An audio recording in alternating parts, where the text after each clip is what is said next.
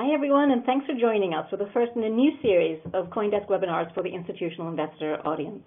Today we're going to talk about information, analysis, tools, research, and the needs of institutions looking at the space. I'm sure we'll probably also get to topics like market outlook, new products, asset allocation, simple stuff like that. And we have a bunch of questions from you, the audience, which we'll get to some of them towards the end. I'm joined by someone many of you probably already know, Lucas Nuzzi, Director of Technology Research at Digital Asset Research, otherwise known as DAR, which you'd never guess produces research on digital assets for institutional investors. Lucas, welcome. Thank you, Noelle. We have a very literal name. That you'd never guess.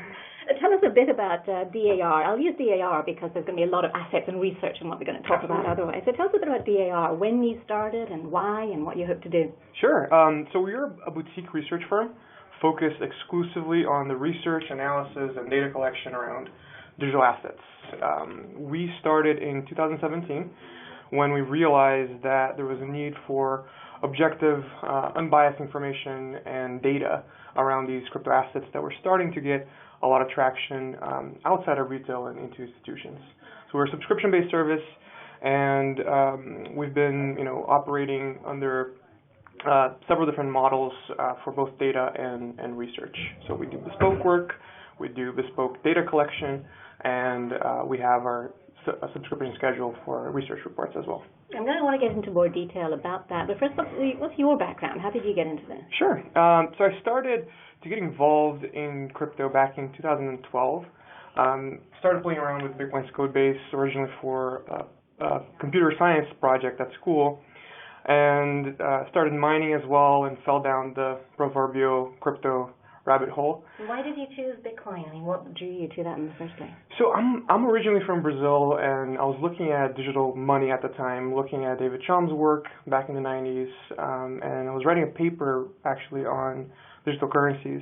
And this idea of a decentralized currency with auditable supply was also very interesting to me. When I started college, I was pursuing a degree in computer science. I wanted to be a video game developer, and it also resonated with the whole gaming culture, skin trading, and I knew that was where the industry was going to evolve at some point. You weren't wrong. Yes, and the idea of Bitcoin really resonated with me early on. And when I started my career, the market was going through its first major shift in narratives as to what has value. What year was this?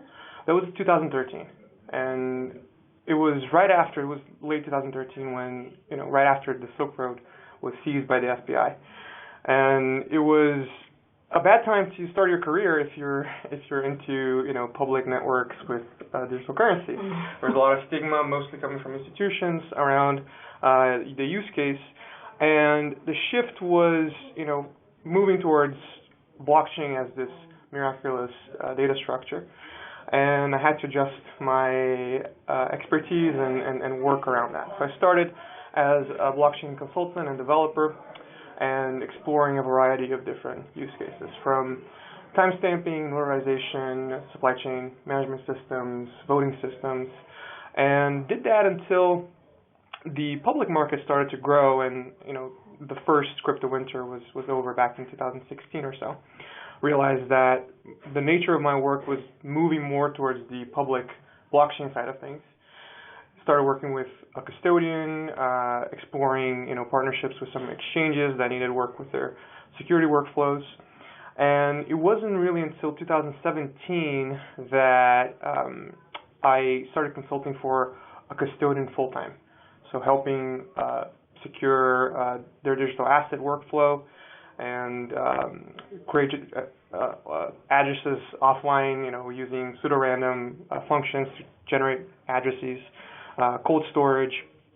And that experience was interesting because it was the first time that funds that were active in the space had surpassed the $150 million mark that you require under U.S. regulations, a qualified custodian. And the anchor client for this a custodian I was working for, called Digital Asset Custody Company, the ACC, was interested in a project called Tezos. that was launching at the time, that was going through their ICO. And no one really seemed to understand exactly what Tezos was doing and what Tezos was. Many of us still don't. But Right. And there was a lot of buzz around formal verification for smart contracts after a couple of high-profile hacks on Ethereum, and institutions that were already familiar with Haskell, for example, which is a functional programming language, were immediately kind of interested in Tezos as a potential investment. So I wrote a report on Tezos, exploring, the software that they had available at the time. I tested, some of the early scripts around Acheson, which was their programming language for smart contracts. And the report was very well received by the anchor client and by the guys at the ACC. And that's where the idea for digital asset research came to fruition. We understood that, hey, this is very valuable information. Investors might be wanting to know about this project in depth, and there wasn't really research available at the time with this level of depth.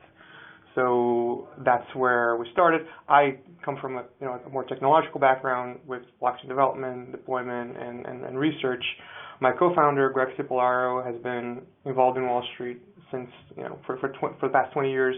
He's been also involved in crypto since 2013. And he really contextualized what I was producing in terms of technical analysis or technological analysis into a format where institutions were comfortable with, and it was something that resonated with existing sell-side research firms. So it's like bottom-up combined with top-down, and you end up with a product that institutions can understand. I'm an equity analyst, ex-equity analyst, and so I understand asset valuations and reports and everything, but I'm not a technologist. I know a bit about coding. What would I need to fill those gaps? And are there gaps in my knowledge? Could I produce an asset report not having studied or not having had my hands on the technology? You could.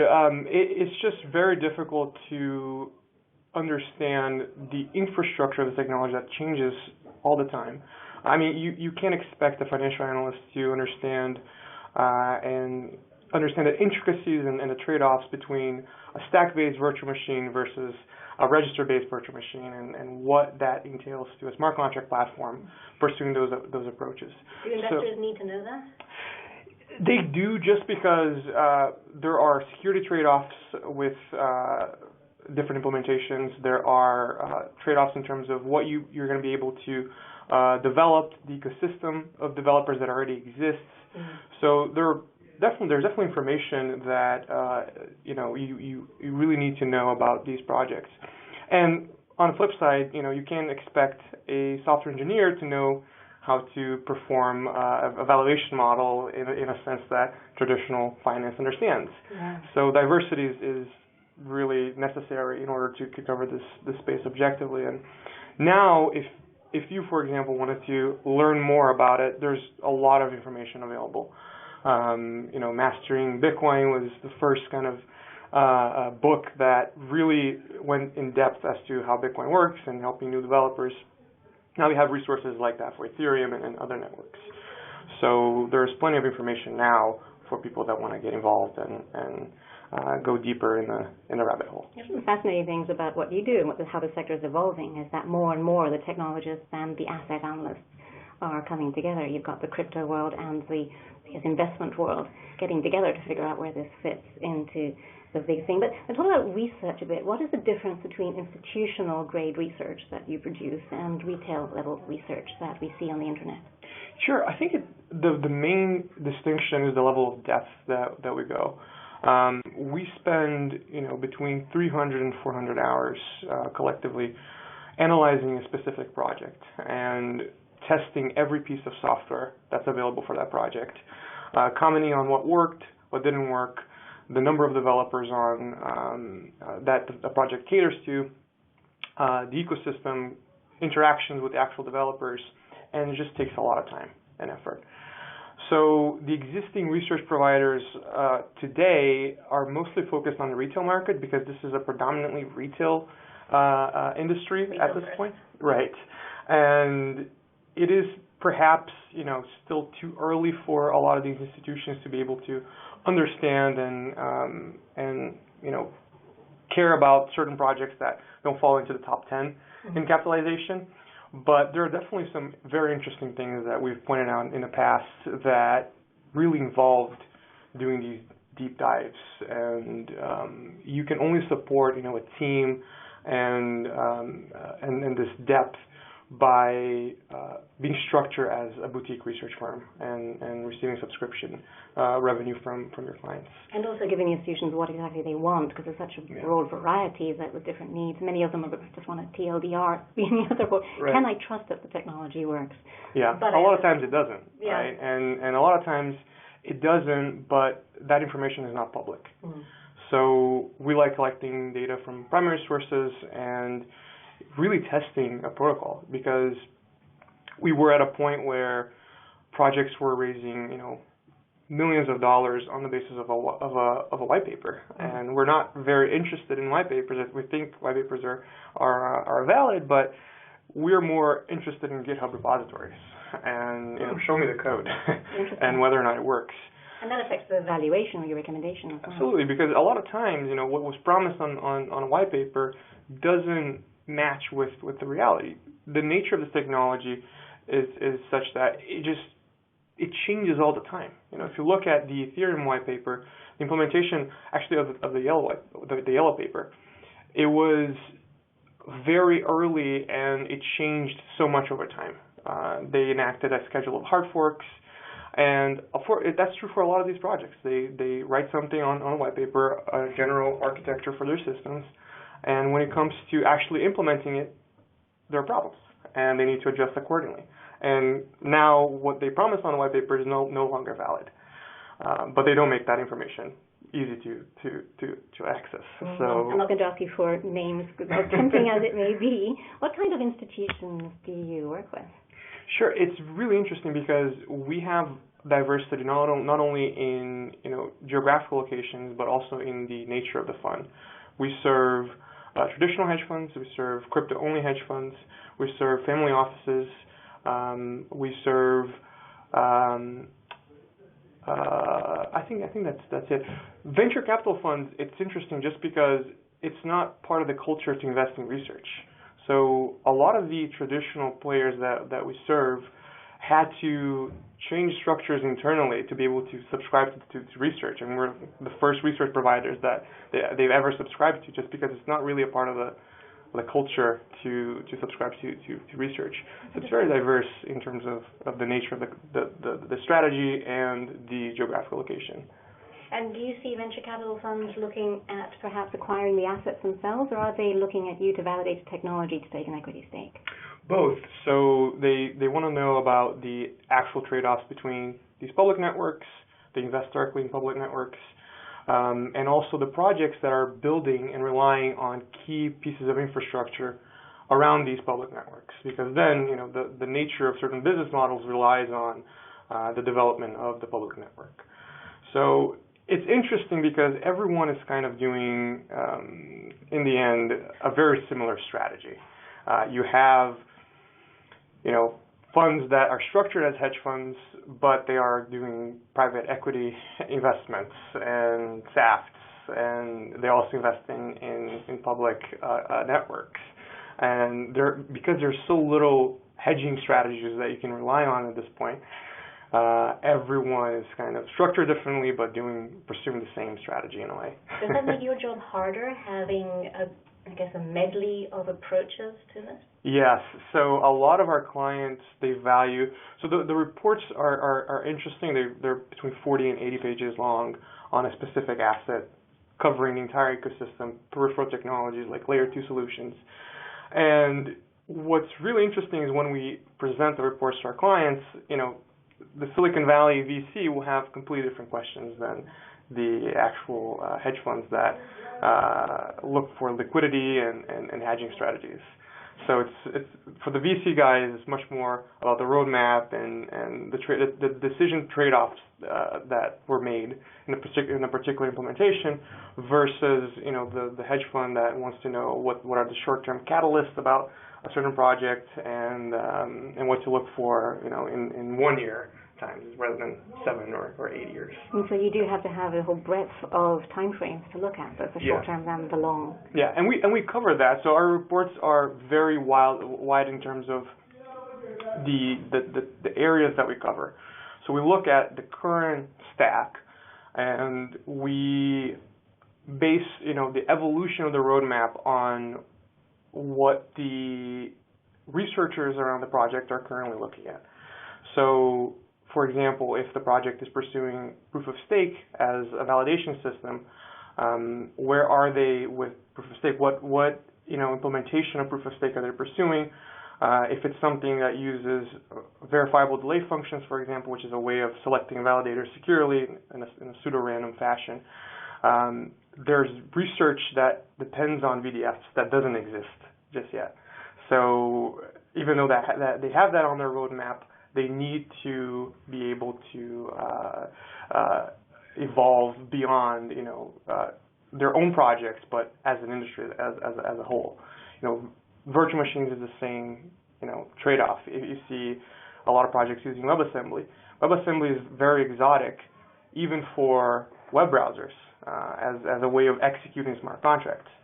So what a lot of times the VCs want to know is how much of this project relies on outside teams developing infrastructure around virtual machines or VDFs, and how much is reliant upon the actual team. And a lot of times, a couple of roadmaps, and you see Ethereum's roadmap just changed dramatically because of that. It really relies on the industry as a whole evolving and researchers looking at the same problem. And that's the type of information that VCs care a lot about, but hedge funds might not care that much about. Do hedge funds care more about liquidity derivatives? Is that something you get questions on? Yes, so they care about the breadth of financial products around a specific asset. So Bitcoin, for example, there was a lot of buzz around Bitcoin futures that were physically settled, for example, ways to short other projects and come up with like a pseudo hedge on their strategies.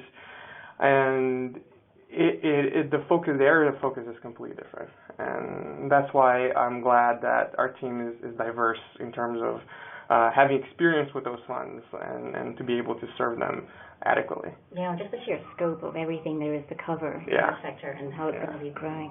Let's look a bit at the research sector as a whole. There are some boutiques like yourselves covering the sector on a very specific nature. What about traditional research houses or the incumbents? I mean, do you see them assigning analysts to cover this? I know some already do, Bloomberg, JP Morgan, for example, but is this something you see changing going forward? Yes, I definitely expect their coverage to increase as not only interest internally to custody those assets increases, but as the industry matures as well. Their coverage, however, has been very superficial in nature. By necessity, I imagine. Yes, because a lot of their clients and whoever they're serving, they're still looking at Bitcoin, and they still want to understand how Bitcoin works, and that's really a stepping stone into the industry as a whole. Yeah, the gateway. Yeah, so a lot of them are focusing more on macro, whereas our research is very much micro.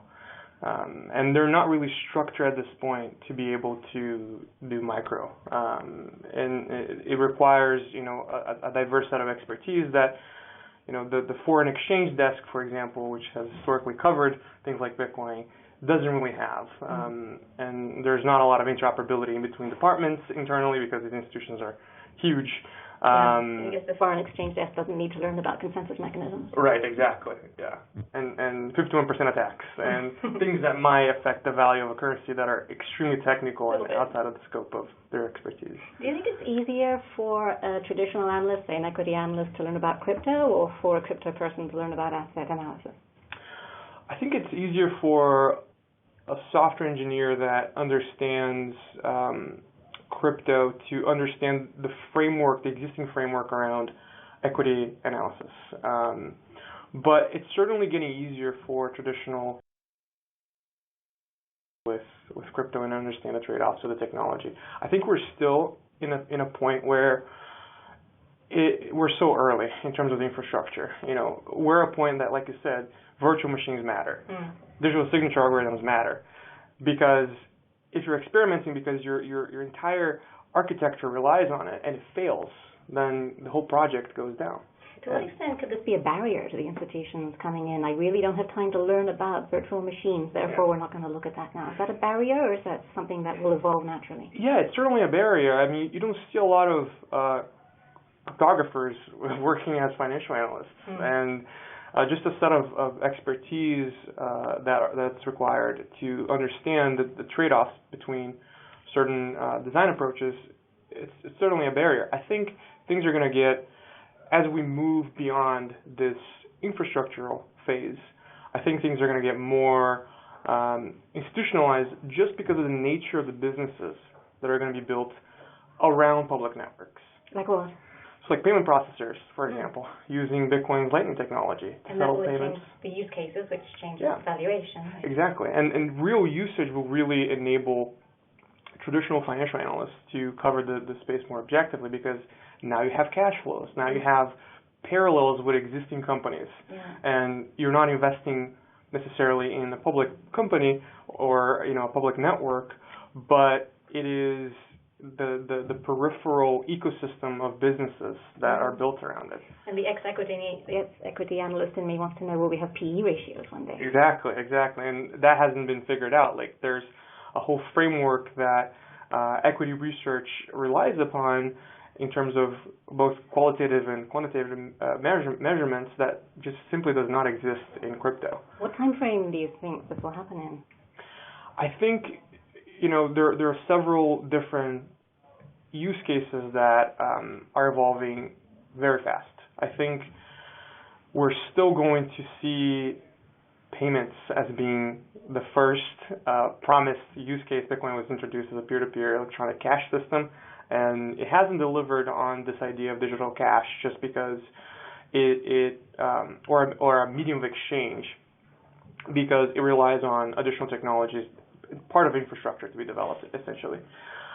We are now kind of scratching the surface in terms of what can be done with payments. There is plenty of room to improve. If you look at the existing ecosystem of payment processors, like the fees are tremendous, between 0 and 5% in certain countries. And comparatively, like with Lightning, you have near 0% transaction fees. The problem is you need liquidity in Lightning channels, which is something that we don't have right now. The underlying software has to evolve, but things are moving fast. I mean, Lightning was developed, and for those of you that don't understand what Lightning is, I think it might be interesting to we could do an entire webinar just on that. Go over. It's just like a payment system on top of Bitcoin that enables you to potentially scale Bitcoin to millions of transactions per second that are settled immediately. But why would Bitcoin evolve as a payment mechanism when today it is still largely seen as a speculative asset? I think just because of the benefits of using the technology versus the existing infrastructure around it. I think for a lot of the hedge funds that we serve, they tend to be a little more pragmatic about use cases. And it really comes down to, what can this technology do that you can't do otherwise? What are the benefits of using this versus the existing, financial tools that we have today? What gives it value other than sentiment? Yeah, and I think, this whole decentralized finance narrative that's built around Ethereum at this point, it's really repurposing this technology for existing use cases like security token offerings and mortgage-backed securities and products that they're used to. But the benefits there are not 100% clear.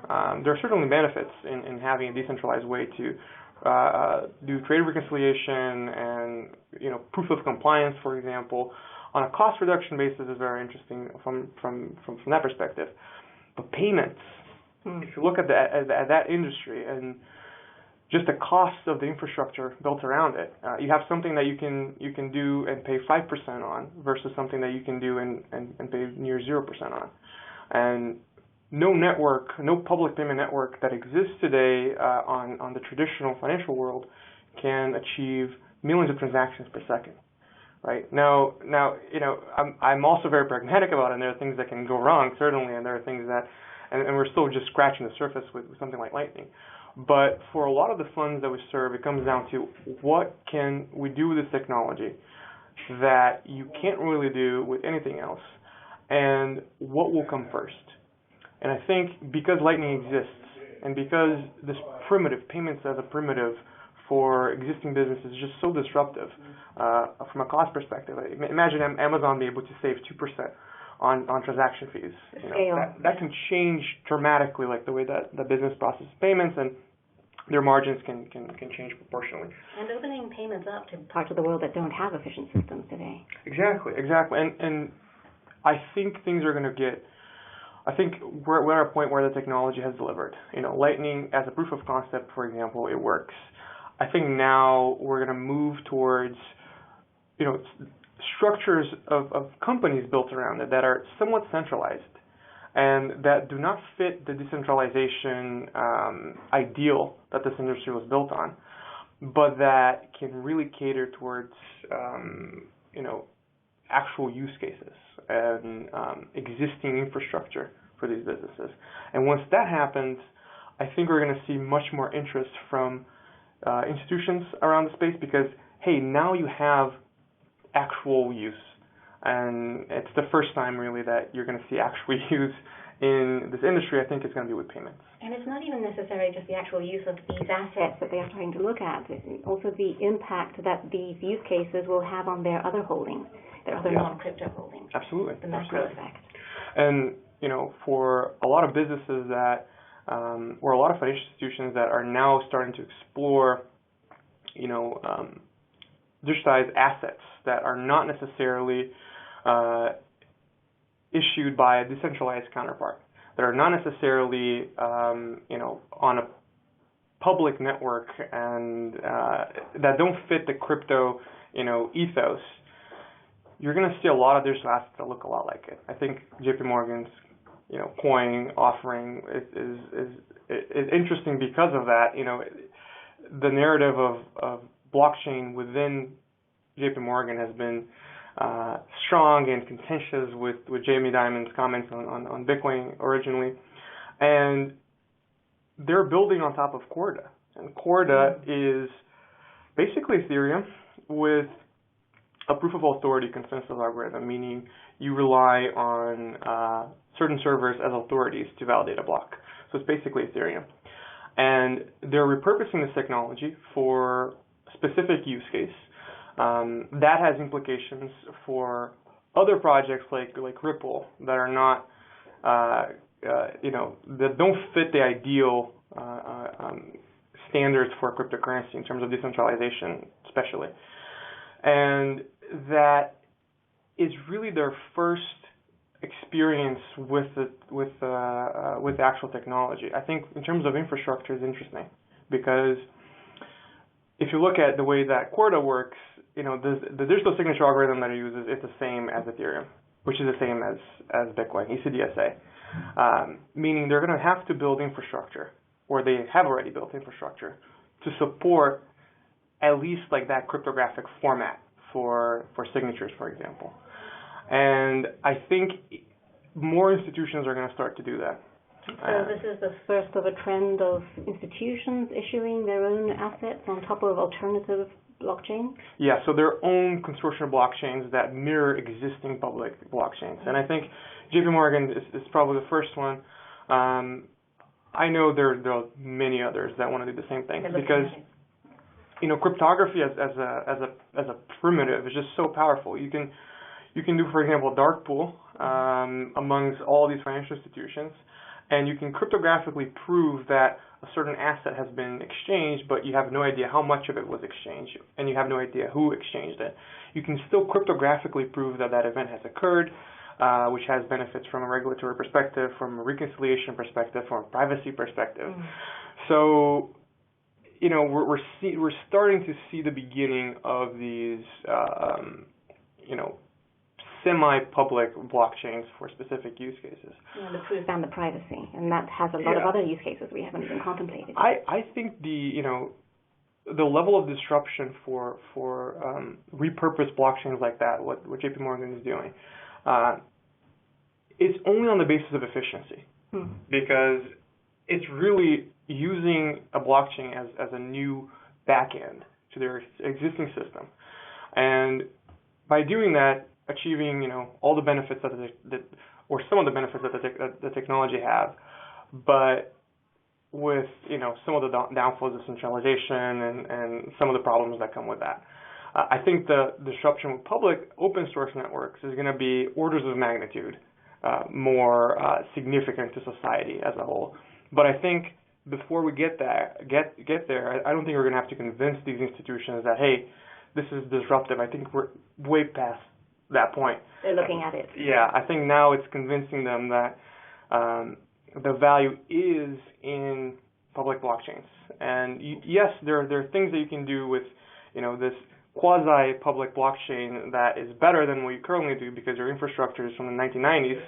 But at the same time, the level of disruption of public networks, just because they enable modes of behaviors and use cases that we don't really know at this point, can be more disruptive. And I think internally there are people that understand that within JP Morgan, within Goldman Sachs. Is this similar to the evolution of intranets leading to the internet? Yes, I think so.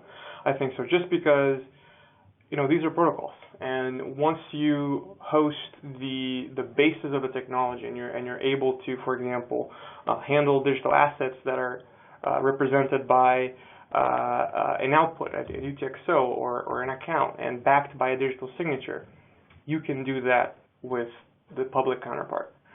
And if it happens to be that public networks become or continue to be this grassroots movement as it started and really disrupt existing businesses, they will have no choice other than adopt it. But I think as a first step, it's interesting to see them following the private counterpart of these networks. Your colleague Greg spoke yesterday at an event hosted by Oppenheimer aimed at institutional investors looking at the space, and he will concur that one of the main topics of conversation everywhere was security tokens. Yes. What do you think about the evolution of security tokens? Is it something that you will end up analyzing, writing reports on?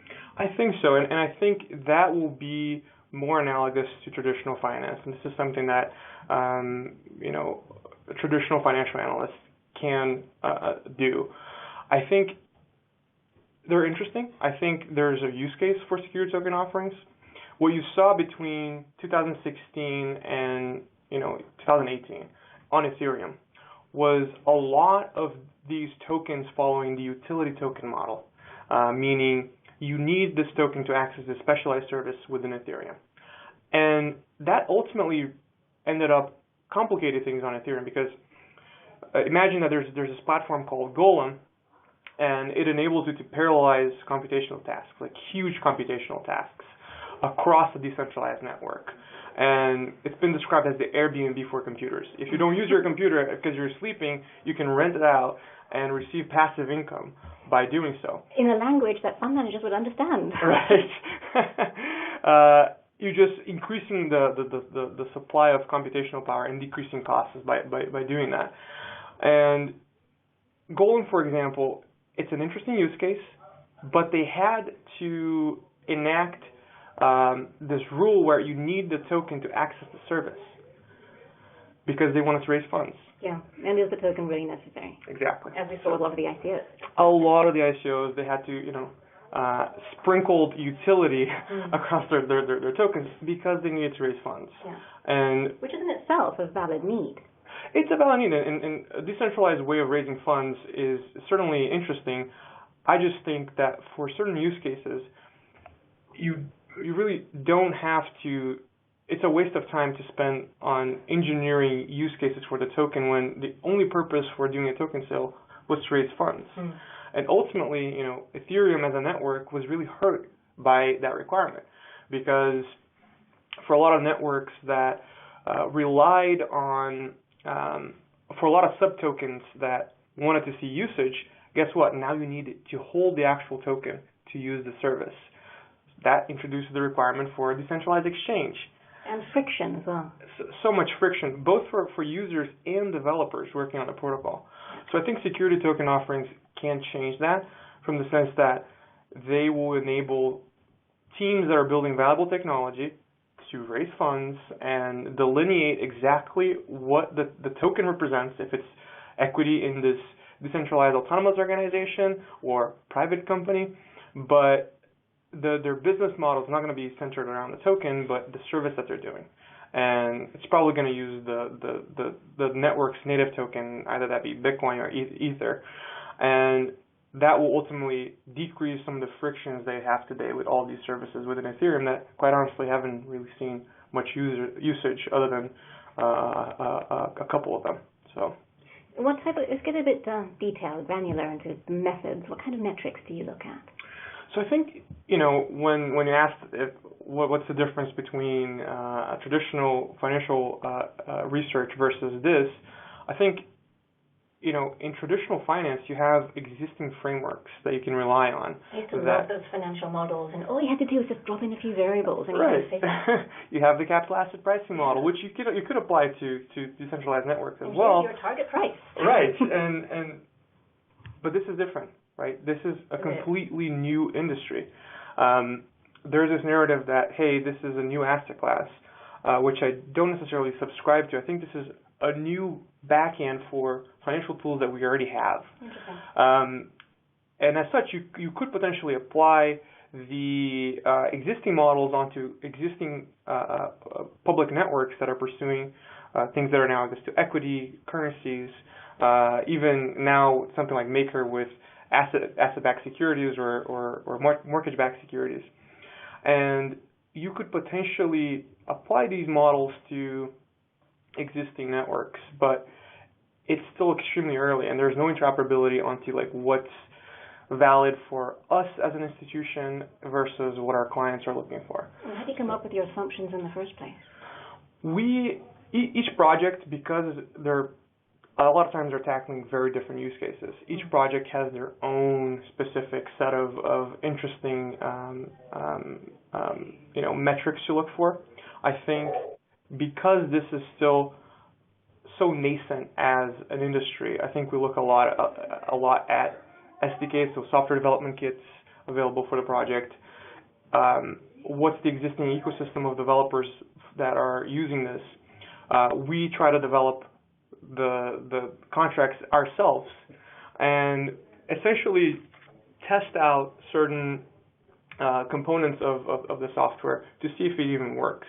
So one interesting example was when we were covering Cardano, which is this very theoretical network for smart contracts that use form verification and all sorts of different technologies. And I had to implement the ERC-20 standard on Ethereum on Cardano using their smart contract programming language. And I just wanted to see, how easy is this? Can I, compile a contract written for Ethereum and run it on Cardano, since they were advertising this interoperability? And that affects the valuation recommendation because it affects the use cases, etc. Yeah, and the developers building technologies on top of it. It affects all sorts of different things. So the things that we will look for what we generally refer to as a smart contract platform, like EOS, Cardano, Ethereum, will be very different than something like Bitcoin, for example.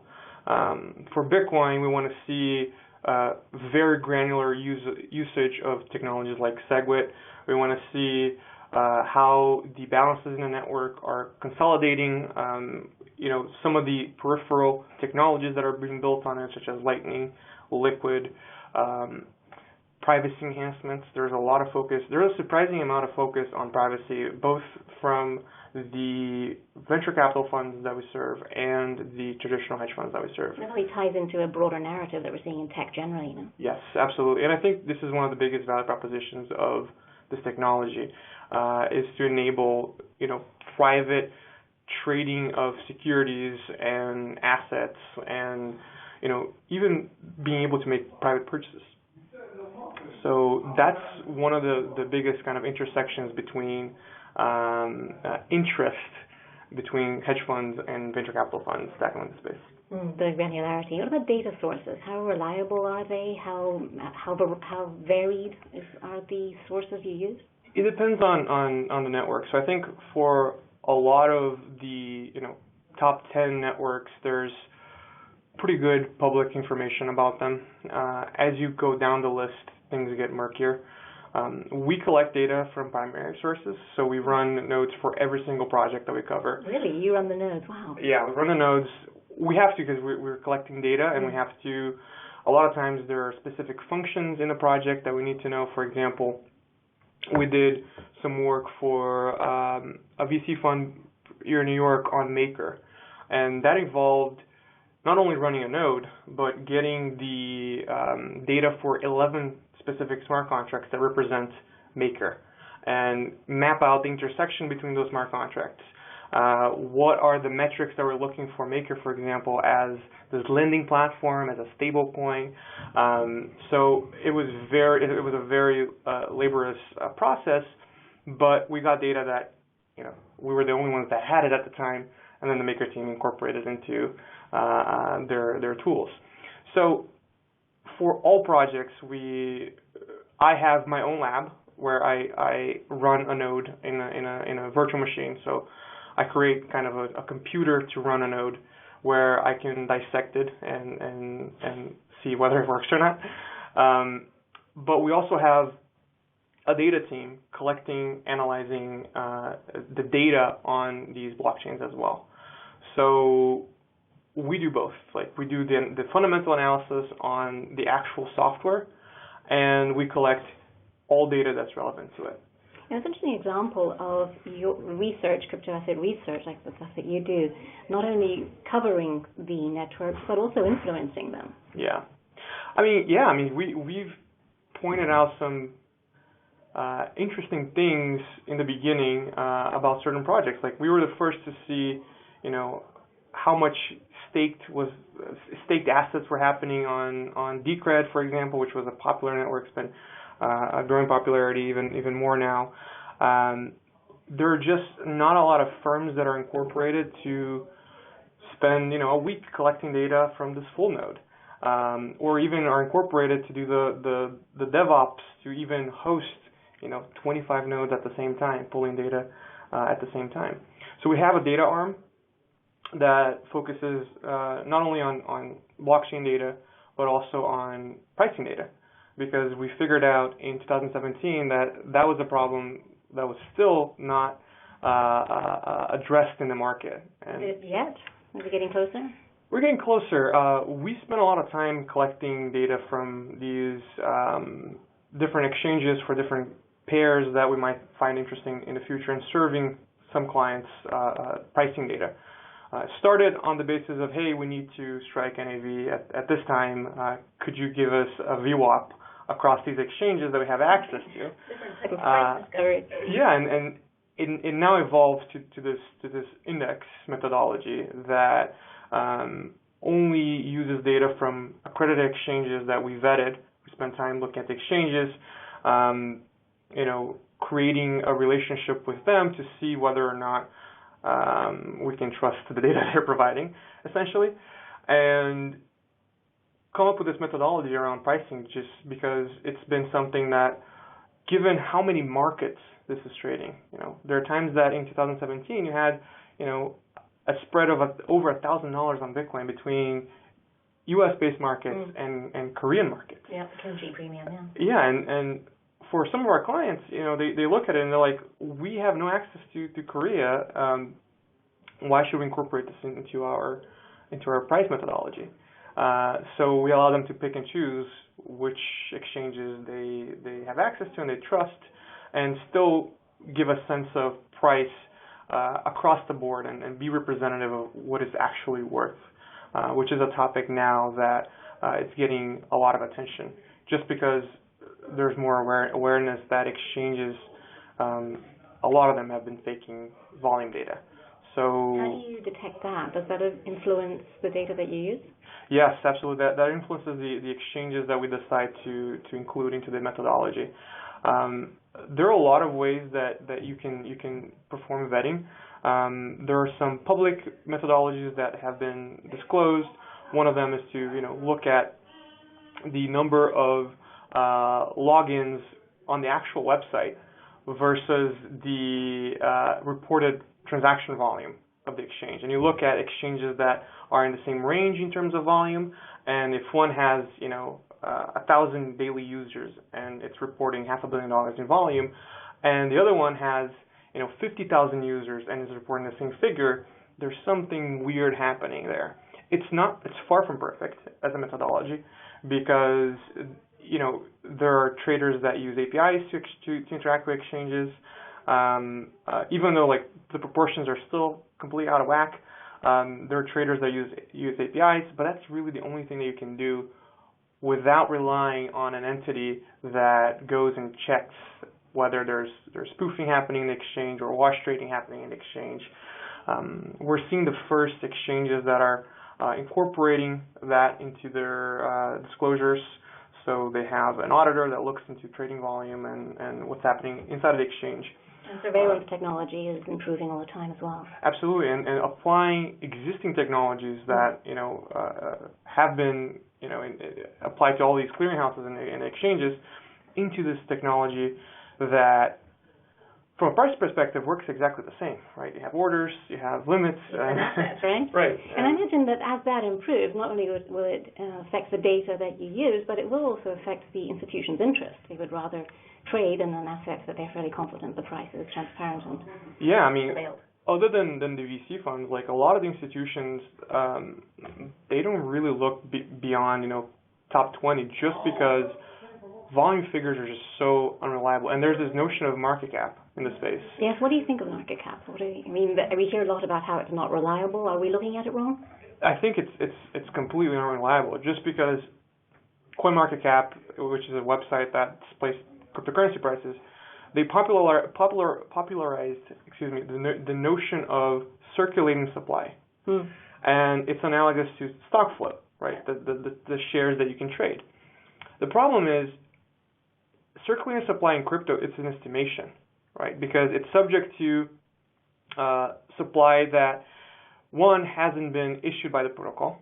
For protocols like Bitcoin, that's extremely easy to find out. You can algorithmically find out what's the circulating supply or what's the float for Bitcoin, because you look at block rewards going back to 2009 when it launched, and you just calculate disbursements of block rewards across time. For projects that did an ICO, on the other hand, it's extremely complicated because a lot of times they allocate part of the funds to a foundation or to the teams, and then you have to consider either that's supply that's in the market and that you can sell, and a lot of projects, But there are lockups that affect the actual circulation. There are, but there are also caveats with lockups because that's geographic specific. So. Not even if you look at the way that lockups are implemented today, a lot of times they're just an illusion. Really? Yeah. So for a lot of projects, for one project specifically, and I've publicly said this for Tron, for example, they've advertised that they have their supply or the foundation supply locked in a contract. And when a group of researchers, and I think it was Jonathan Otto, was looking into that, he realized that the lockup was only 3 days. So in intervals of 3 days, you can essentially unlock the supply, which would completely change your notion of market cap. Yeah. So market cap is a terrible metric, and it is a terrible metric because we're trying to replicate this idea of stock flow in something that you just can't rely on. You just can't rely on issued supply for protocols that don't employ proof of work. And the majority of protocols in the top 100, guess what? They did an ICO. So it's extremely subjective. Yet another thing, it just makes your job harder. Extremely hard, yeah. And before we move on to questions, I could talk to you the rest of the day about this, and we're going to have to do another one of these because there's so much we're not going to get to. But sentiment, I think another difference between crypto and the traditional markets is the role of sentiment. What is, in your view, a better way of measuring sentiment? CoinDesk, we have our Crypto Economics Explorer, which does apply metrics to sentiment management and apply value to the different assets. Yeah. How do you see the role of sentiment, and how do you measure it? So we measure both, the general sentiment within the institutions that we serve, and the overall sentiment on specific technologies. For institutions, I think a lot of them, the number of institutions that are interested in our work has certainly decreased since January of 2018 as the market collapsed. But the quality of the institutions that we're interacting with has certainly increased. Interesting. So it's no longer, the garage band hedge fund that it's just two guys that never managed money in the past starting a hedge fund. It's a large existing financial institution that sees the decreasing prices as an interesting opportunity to get in. I mean, what would you judge as more important for judging where the market sentiment is heading? Twitter, Reddit, Telegram? I think there's a lot of noise on Twitter. I think Twitter is still a great resource. Yeah. I learned so much from crypto Twitter. It's yes. just problems that I learned so much. But for us, we spend more time on GitHub than Twitter. GitHub is our network of social network of choice, and it's clear when a project is booming in terms of developer interest, which to us it's a very interesting metric to keep track of. But more generally for institutions, I think a lot of them are starting to look into the space and look at what happened in 2018 with the super cycle, and still be attracted to this new technology, just on the basis of the diversification or on the basis of potential TAM. So I think what's TAM? The addressable market for a specific use case. Payments, for example, is a huge TAM, and they're looking into this and realizing that it's almost imprudent for them not to allocate at least a small part of their portfolio into it. Cool, that's interesting. I have so many more questions to ask you, and seriously, we have to do this again, but I do want to get to some of the questions that the audience sent in, and I thought what we do is I have a list here. We take it in turns choosing one. We've got to be brief because we only got about 10 minutes left, and we want to get into quite a few. And since I'm not a gracious host, you get to go first. Okay. Let's see here. It's like the lucky dip in a way. There's no way of actually reading it. Just choose anyone. Lucky dip. Okay. Are STOs better than ICOs? That was the last one that was there. I think yes, they are, just because there's a clear use case for the actual token. You're not having to, sprinkle utility or this notion of utility onto something that you're doing just on the basis to raise funds. And I think, having an STO as a structure and incorporating as an existing organization or a decentralized autonomous organization enables the actual service or protocol to evolve much faster, because then you have to have a board, you have to have voting on specific proposals. So I see that as an interesting alternative to ICOs that are probably going to get some traction this year. Interesting. I'm going to go with one here that I quite like, and this is probably going to be a short answer, which is good. How many white papers have you actually read? Over 100, I would say. Wow. Over 100. I don't spend too much time on white papers, though. Over 100 is more than most people, I assure you. Okay, your turn. All right, let's see.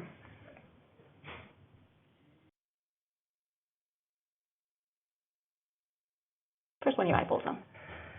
Is there any reliable indicator you've come across so far that shows a particular crypto asset is vastly overvalued to a reasonable... Overvalued, I imagine. Yes, overvalued to a reasonable degree of certainty. Yeah. Absolutely. Like what? There are a lot of protocols that their entire existence is based on marketing. And when you go and look at what they're advertising versus what's actually happening in the protocol, it's a huge disappointment. And that's the sort of information I would try to make public, but the valuation doesn't really reflect the technology on a fundamental basis, and certainly not on a comparative basis. So. Okay, here we go. Are there any fundamental metrics that are starting to become industry norms for valuing crypto assets? I wouldn't say they're becoming norms. I think there are interesting research happening in terms of ratios that might be interesting. I think realized market capitalization is an interesting ratio. There are there's work that started back in 2017 on network value to transactions ratio. I think we're still in the experimental phase in terms of reliable indicators, and it really depends on the network. Some networks, there are certain things that are valid, others, not so much. Yet another thing that makes analysis and coverage of the sector tough. Yes, absolutely. Yeah. These are really great questions, everyone, by the way. Thanks for sending them in. Do you think tokenized securities will be a boom like crypto was in 2017, or its space will be smoother, therefore more adopted?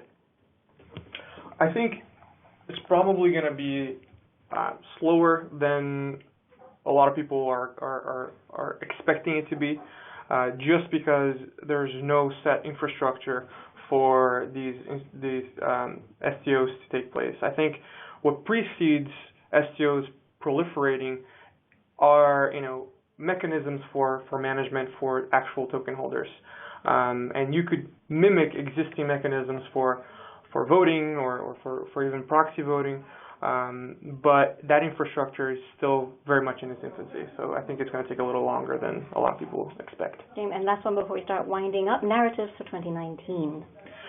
I think 2019 is going to be a fantastic year for privacy. I think it's going to be great for privacy on Bitcoin. We're going to see the first iteration of Schnorr signatures activate on Bitcoin. On the flip side, you're going to have I think mass adoption of Lightning as a technology. I think just because there's going to be a technology that's going to come out called Neutrino that will enable you to run or to have access to Lightning on mobile phones.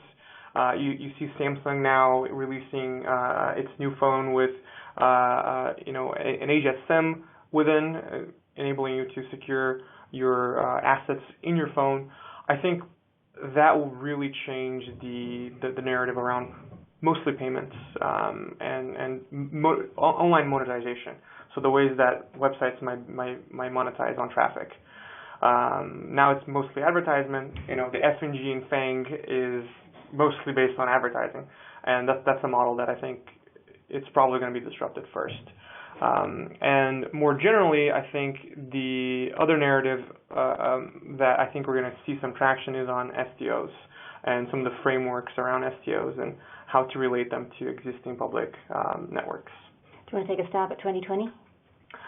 I think 2020 will probably be the year where we can measure meaningful usage of some of these technologies. I think we're going to see companies that are probably going to be relying on public networks beyond just things like Coinbase enabling the trading of the asset, but actually providing meaningful usage of the asset.